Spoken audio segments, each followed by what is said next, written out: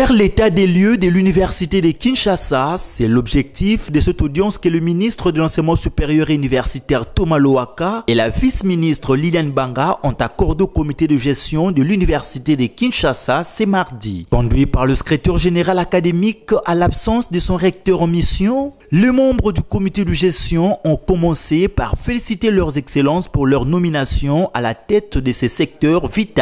Pour le comité de gestion de l'UNIKIN, les infrastructures sont insuffisantes, les dossiers manquent à gagner qui est souvent à la base des grèves ces derniers temps au sein des établissements de l'ESU, le problème d'eau et de l'électricité et autres points ont été abordés au cours de cette rencontre.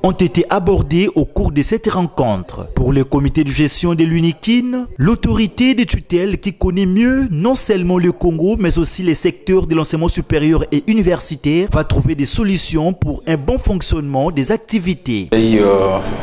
Plein de dossiers.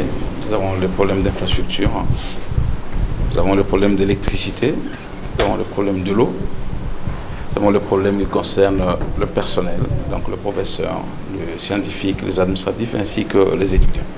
Donc on a d'une façon approfondie, on a échangé avec son excellence qui a prêté une oreille attentive et nous espérons que d'ici là, des solutions appropriées seront trouvées. L'évaluation des activités de l'année académique 2018-2019 n'ont pas échappé le ministre de l'ESU et les perspectives de la rentrée académique prochaine. Tout en espérant que l'instruction académique 021 résoudra la problématique de frais académiques, le ministre a rassuré au comité de gestion de l'UNIKIN qui est sorti souriant. Bien avant cette audience, Thomas Lowaka a d'abord reçu le gouverneur de Kwilu qui est venu plaider pour la non-fermeture de la faculté de médecine de l'université de Kikwit qui n'a pas une polyclinique selon les textes. Il a rassuré au ministre que le gouvernement provincial a décidé de construire une polyclinique propre à cet établissement universitaire de Kikwit.